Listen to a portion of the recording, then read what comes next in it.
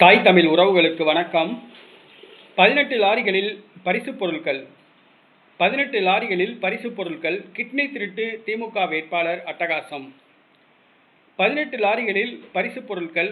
Kidney திருட்டு திமுக வேட்பாளர் அட்டகாசம் என்ற தலைப்பில் இந்த காணொளியை காண்கிறோம். திமுக தோல்வியை நோக்கி பயணிக்கிறது. தோல்வி பயம் காரணமாக வெற்றியை பெறுவதற்காக பரிசுப் பொருட்களை வாக்காளர்களுக்கு வழங்க முடிவு செய்துள்ளது.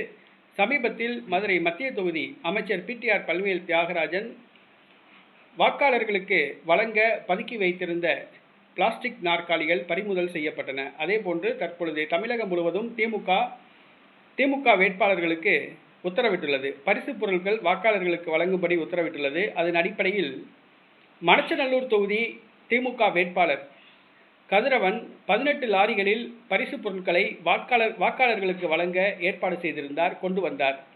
இதனை பொதுமக்கள் சுற்றி வளைத்து பிடித்துள்ளனர். பறக்கும் படை பிடித்துள்ளது. இது மணச்சநல்லூர் தொகுதி திமுக வேட்பாளர் கதிரவன் வாக்காளர்களுக்கு வழங்குவதற்காக கொண்டு வரப்பட்ட பரிசுப் பொருட்கள் ஆகும்.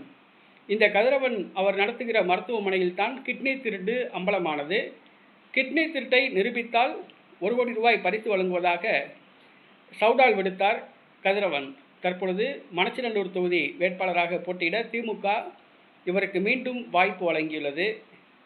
தற்பொழுது தோல்வி பயம் காரணமாக வாக்காளர்களுக்கு 18 லாரிகளில் பரிசுப் பொருட்கள் கொண்டு வந்துள்ளார். பறக்கும் படை பிடித்துள்ளது.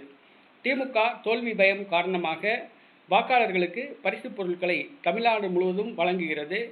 இதை எதிர்க்கட்சிகள் ஒன்று சேர்ந்து பிடித்து பறக்கும் படையிடம், இந்திய தேர்தல் ஆணையிடம், காவல்துறையினரிடம் ஒப்படைக்க வேண்டும்.